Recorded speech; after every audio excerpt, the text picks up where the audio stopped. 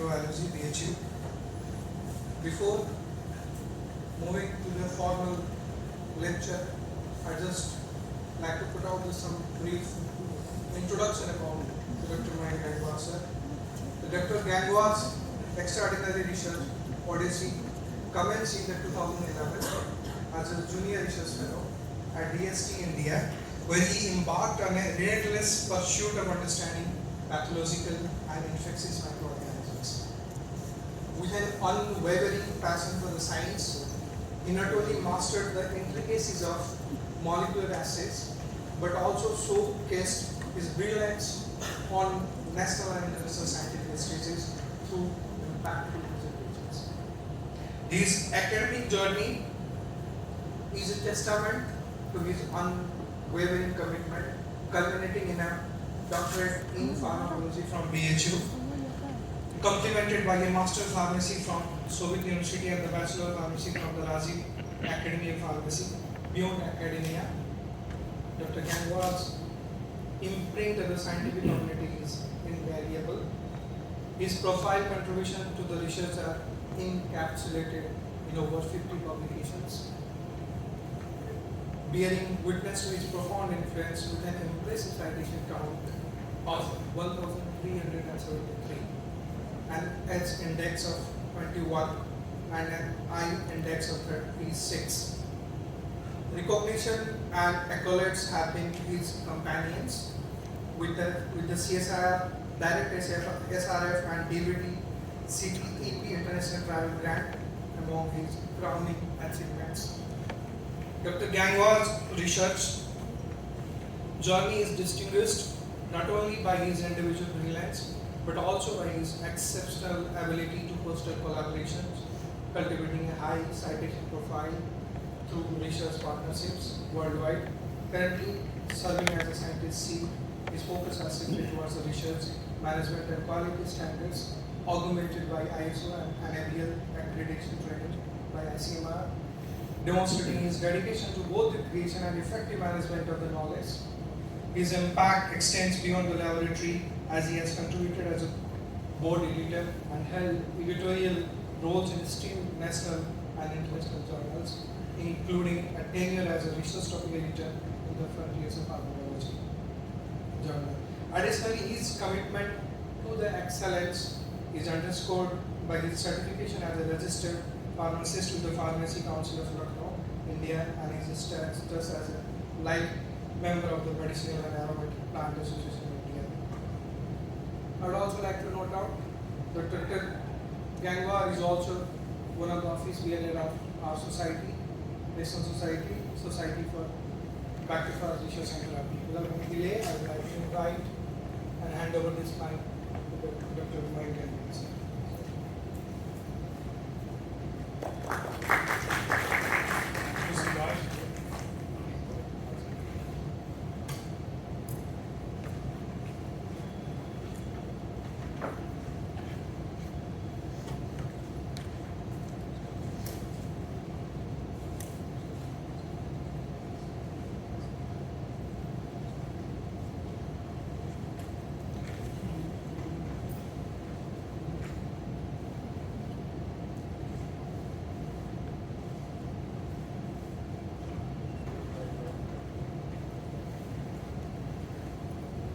So good evening everyone.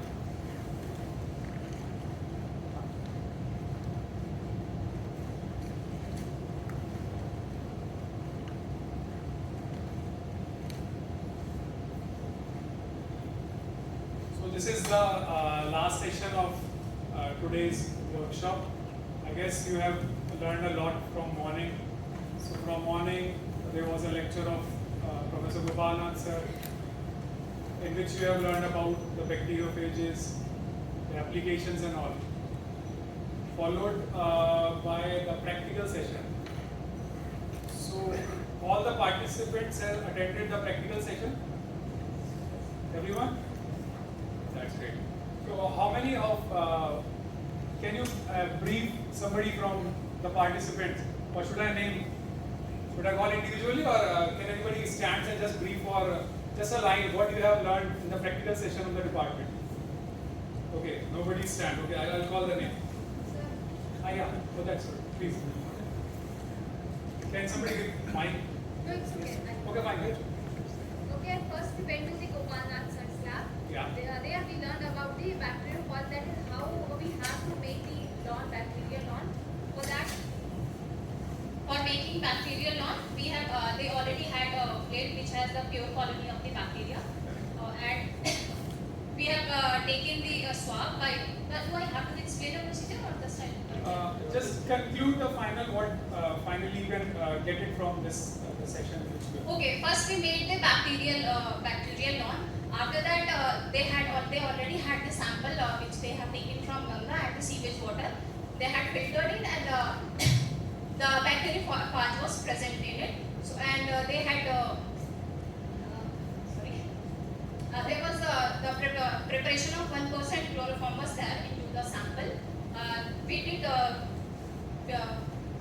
centrifugation. We did 3 times at 10,000 RPM for 10,000 RPM for 10 minutes.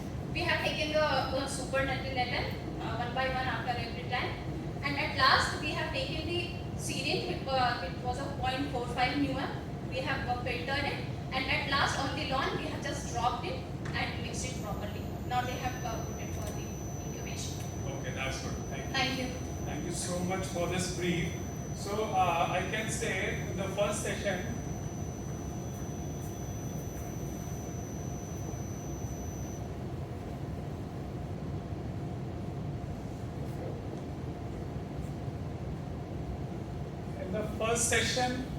you have isolated the phage.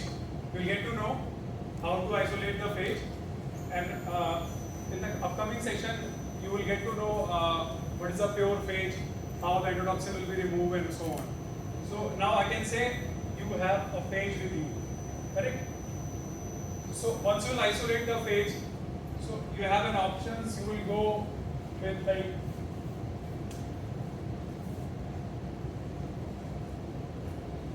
with some in vitro assay, because you have the phage. So definitely you have the lab. You will go to do some in vitro assay to check whether the activities of the phage is there against some particular strain or not. So these types of work will all come in vitro section. Second option, you can go for some molecular biology work. Professor Pradul sir has explained about like how you can design the primer, how you can confirm and go beyond the molecular biology. So for the molecular biology, you have to go and you can go for the sequencing of bacteriophages against particular strain and identify what particular bacteriophage is there. You can submit it to the NCBI and you can isolate the pure and a novel phage. Next activity you can plan it.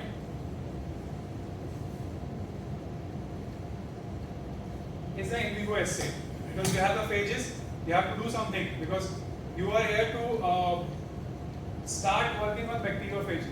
So either way you have to go proceed. So first in vitro assay. So for the next 5 days you will learn all the in vitro assay. The team will get you learn. Molecular assay also included in this workshop. But for the in vivo, I'll give you a brief, like what in vivo assay you can plan. If you have an animal activity, if you want to proceed for the animal activity. Anyone is having experience of animal activity? From where? Okay. Which animal? Mice. Mice. Okay, fine. Mice and poultry. Mice. Poultry. Okay. Chicks. Okay, chicks. Okay, good. No, only 2. Mice and guinea pig. Mice and? Guinea pig. Okay, that's good. So, by that way, using animal models, you can plan your bacteriophage activity. Because bacteriophage is also a, I can say a molecule, not a molecule, I can say it's a X discovered substance which you have identified. Now you have to prove their efficacy through any means.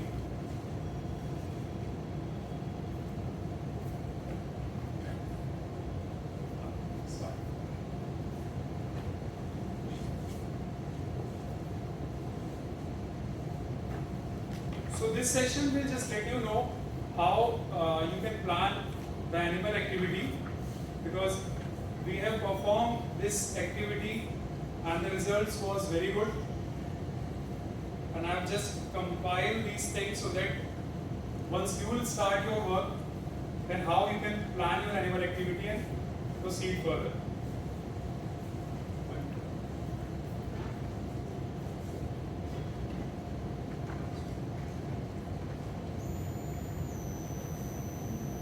This is actually about the discovery of antibiotics, which sir has already explained. So I'll just very quickly.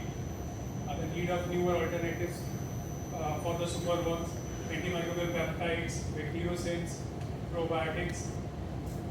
And this is a brief introduction about the bacteriophages, like introduction, morphology and life cycle, virulent, lytic, temperate, lysogenic. And this is already discussed in the morning session. So this is about the phage biology, the genome and viron structure. It can be enveloped, non-enveloped, double-stranded RNA, single-stranded RNA, double-stranded DNA, depending upon the category of the virus. This is how the phage will infect by virulent or lytic phages: landing, pinning, tail contraction, penetration, and DNA injection.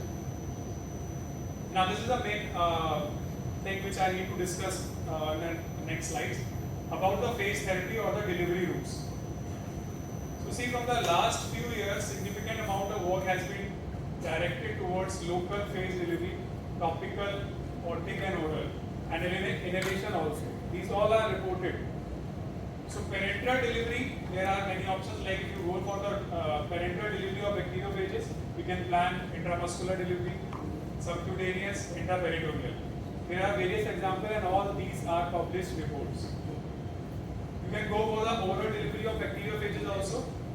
These are some of the bacteria which has been already reported, like Campylobacter in chicken, Aeruginosa, Salmonella.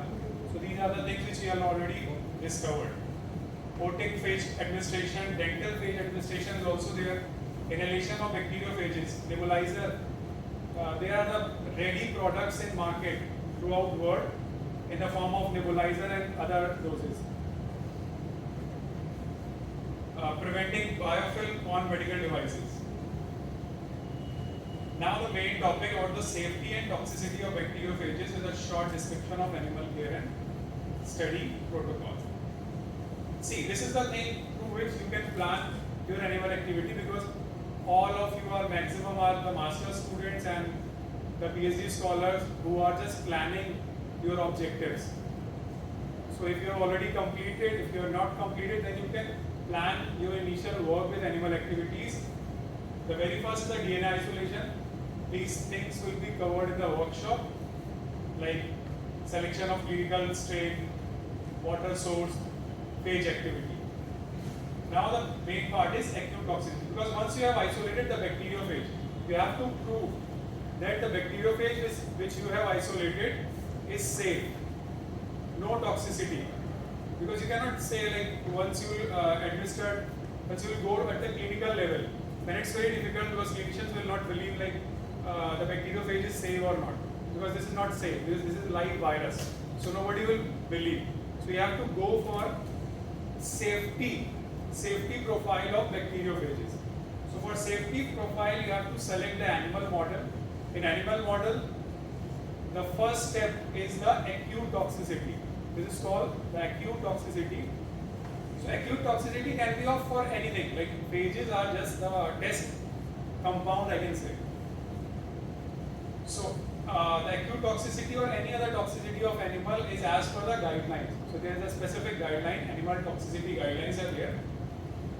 So according to the OECD guideline 420 and 423, this is specific guideline. You can get it detailed if you want to search. But you just type OECD 420 and 430, you will get the guidelines. How you have to handle the animal, how you have to standardize the dose. Each and everything is there in this guidelines. Then the next is subacute toxicity. Once the acute toxicity is perfect, means you will get the confirmation that your test compound, your test product is safe in acute toxicity, then you will proceed for the next step, that is subacute toxicity. I have not included the next step. The next step is chronic toxicity. Chronic toxicity is for 90 days and subacute toxicity is for 28 days. Similarly, the level of toxicity are like genotoxicity, that depend upon your test compound. So basically, if you are working on bacteriophages, these two level of toxicity, acute and subacute toxicity, are enough to proceed. Then we have also performed the immunobiology. Immunobiology means because you are giving the bacteriophages, the live viruses, to the animal, and after some time maybe you will go administer this product to the like patients. So there is a question mark, like the patient will have some immunobiological reactions. So for that, we have also done immunobiological assay, which prove that we are giving the bacteriophages to the animals, and animal immune response will be based on. So this is the methodology in which we are taking the animals, and the bacteriophage was Klebsiella pneumoniae, which we have isolated using this standard method of soft agar overlay method, which you will get to learn. The bacteriophages were endotoxin free. We have tested these bacteriophages, the level of endotoxin, through standard method, and the final concentration which we have used for this study was 10 to the power 10 and 10 to the power 15 plaque forming unit TFU per ml. So the groups which you can plan, because this is the study which we have already planned and the study is already published. So there are three important groups. The first group is vehicle control group, in which we administer the vehicle in which the bacteriophage has been dissolved. And the second group is the medium dose of bacteriophages. The third group is the high dose of bacteriophages. Just to check, is there any toxicity study, toxic effect or any biological reactions are there in bacteriophages or not. These are the phage isolation methodology. So this I am not discussing because this is what you are doing right now practically on hands-on. So this is the methodology of acute toxicity study, in which single oral dose with 10 to the power 15, that is the medium and the high phage, were given, and the animals were observed closely for the first 4 hours. This is the protocol actually. Acute toxicity means you will give a high dose of your test compound to the animals, and you have to watch for the next 4 hours whether is there any toxic effect which is visible. Basically, the toxic manifestation is like increased motor activity, salivation, convulsion, coma, or any type of death. So we have administered the bacteriophages at this dose and observed for the next first 4 hours, and the same animals will be observed for 24 to 48 hours. That's a single dose. This is called the acute toxicity. And in subacute toxicity, the same dose, medium and the high dose, were repeated for 28 days orally. We'll repeat this dose daily. Daily dosing will be there to all the animals for 28 days via oral garbage needle, and the toxicity will be measured as per the guideline. But I'll show you what will be the results. So these are the results which we observed, like general behavior, body weight, food and water intake, hematological profile, biochemical estimation, and histopathology. Next parameter is you can evaluate if you can plan for some estimation of molecular markers, then you can go for some estimation of pro and anti-inflammatory cytokines through ELISA kit. So we have evaluated interleukin 1 beta, 4, 6 and INF gamma. So these are the study outcomes in which the bacterial, this is actually the bacterial host strain which we have used.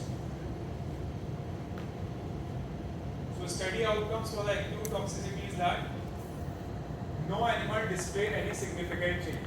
We have administered 10 to the power 15 PFU per ml, but we have no animal reported for any behavioral changes like trampling, salivation, hair loss. compared to the control animal. Control animal will be given the solvent without any bacteriophages. So acute toxicity shows that the bacteriophages are safe. Similarly, the bacteriophages administered to the animals for 28 days. These are the results, like the body weight changes, and the results are like compared with the control. So no significant reduce or increase in body weight of the medium and the high dose of bacteriophages.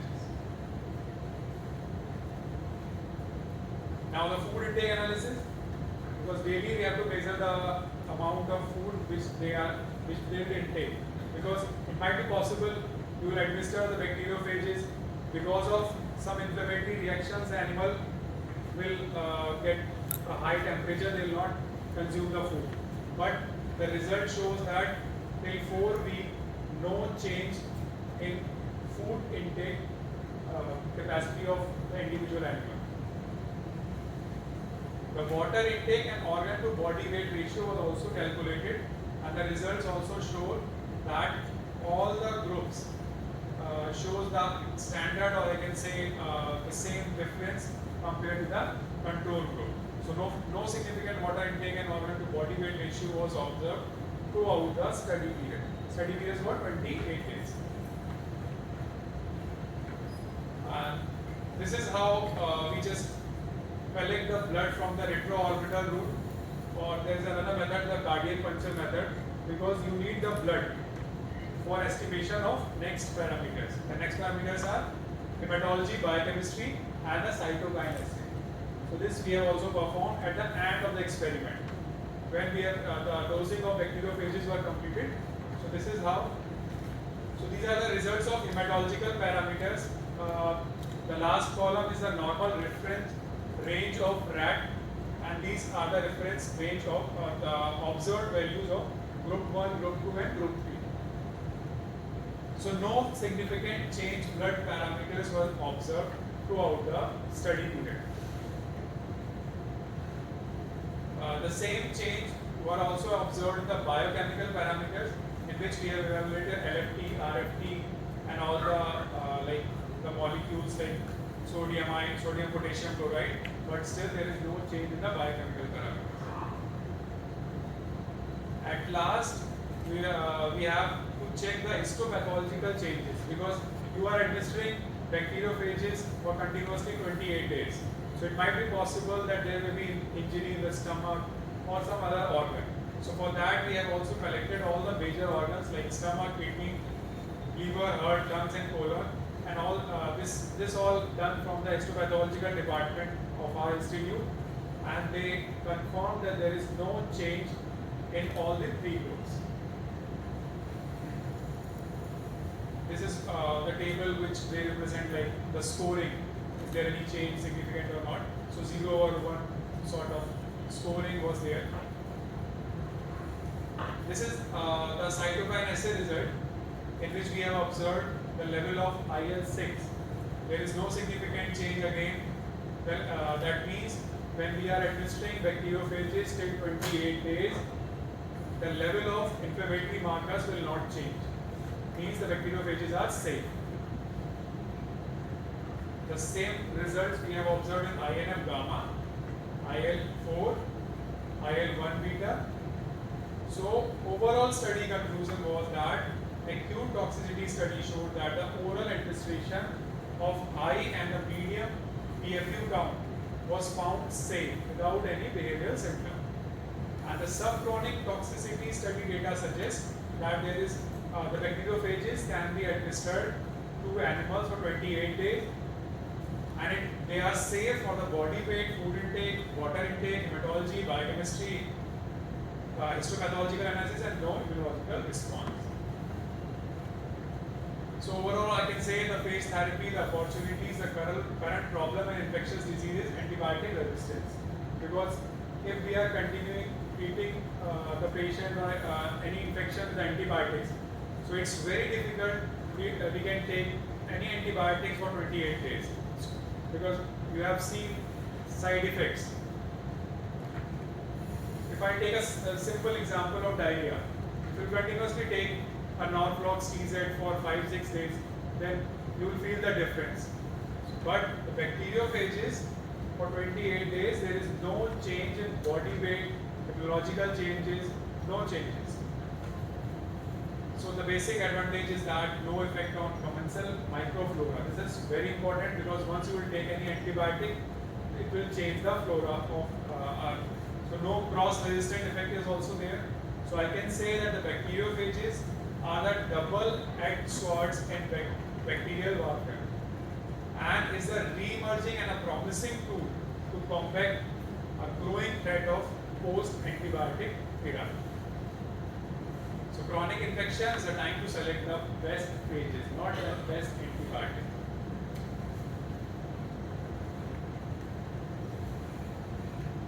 So these are the things which we have already published. Recently we have received a mail, luckily just 2 hours back we have received a mail for the publication of one of our review article on bacteriophages in Frontiers in Microbiology. So congratulations sir for one more very good publication. So these are some of the journals in which we have already published, and still we are in a process to get more results in the field of research of bacteriophages. So thank you so much. You also have to join the fight against superwork. Let's begin the journey of phages by improving the process of administration and understanding the phage therapy. So that's all from my side. Thank you so much.